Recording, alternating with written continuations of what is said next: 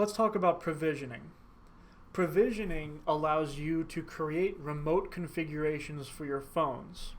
It enables the server to remotely configure each individual handset with settings like the SIP account settings and credentials, BLF keys, speed dials, etc.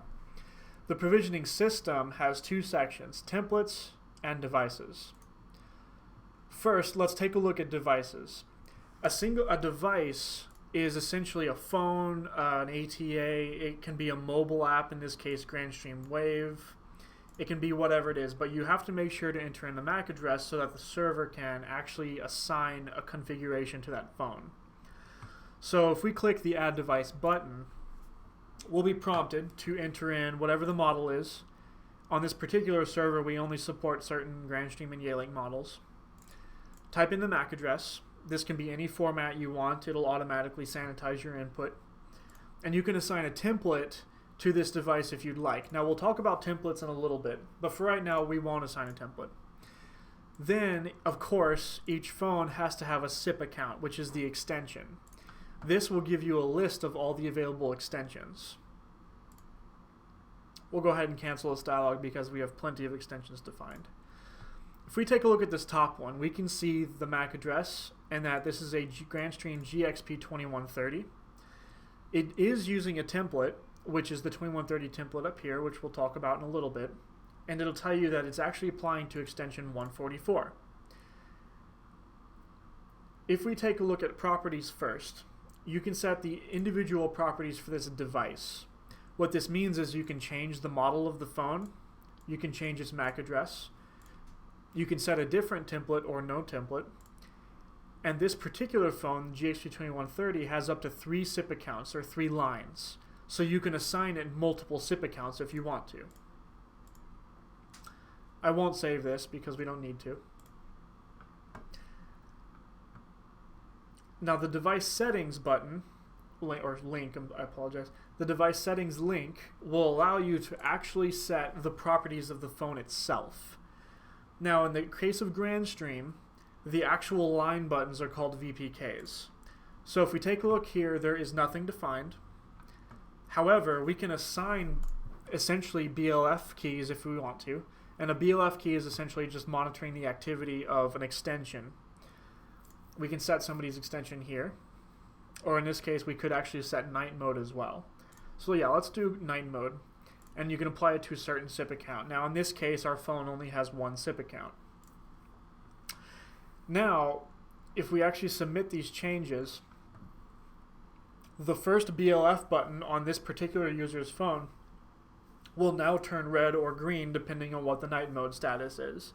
And if they push that button, it'll toggle night mode. Now night mode is underneath call routing, and we have a separate video for that, so I suggest you looking into that if you're interested in toggle-based routing. Let's close this little section. And we can have soft keys. Now soft keys are the buttons that are beneath the screen.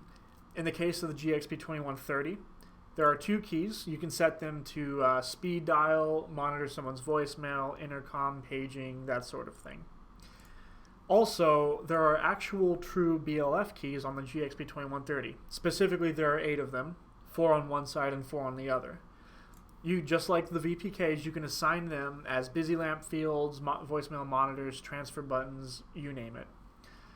If we do like a if we do like a paging group, it'll list out your available paging group numbers, and it will by default label the key as page and then the number, but you can set your own label if you'd like to.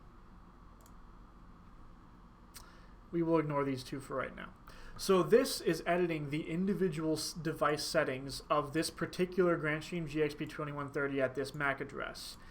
However, most of the time you'll want to be setting settings for a bunch of phones at once, which is what templates are used for.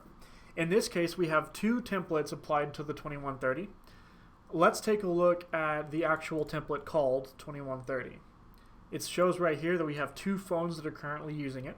We can see here's 1 phone, and here's 2. I'm not sure why there's a Yealink using a 2130 template. I'm sure it's not really functioning as well as it should be. So let's click Modify on this template. Now, you will recognize this. This is the exact same thing as what we were just looking at. However, you're setting settings for this particular template. You can see we've got some speed dials in there. We've got busy lamp fields, call parking.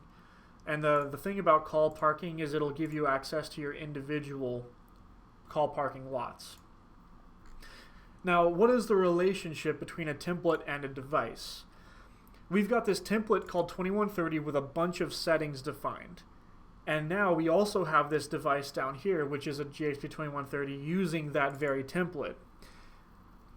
What this means is all phones that are using the 2130 template will receive the settings defined in this template, which means all those BLF keys, all those paging groups, etc. The device settings that you can set for each individual handset will override the settings of the template.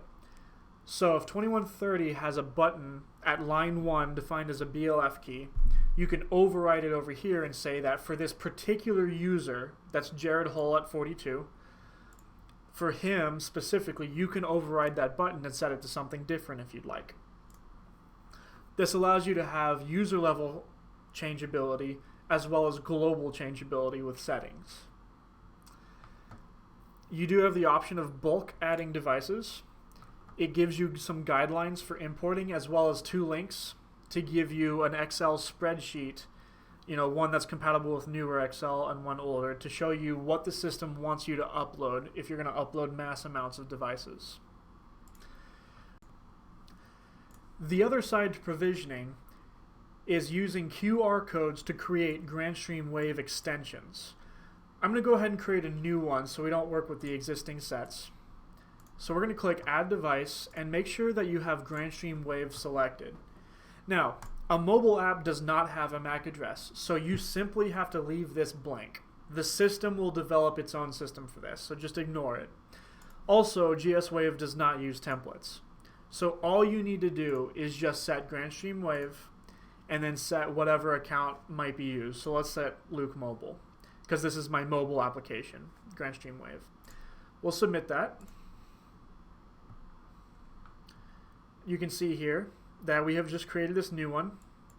Apparently I already had one, but we'll ignore it. So you now have this option to view the QR code.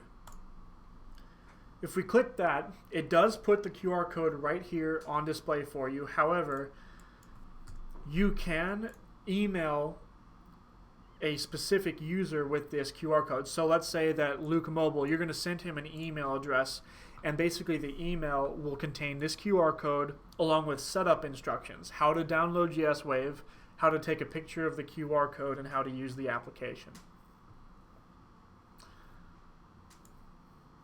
As always, make sure to hit Apply Changes when you are finished.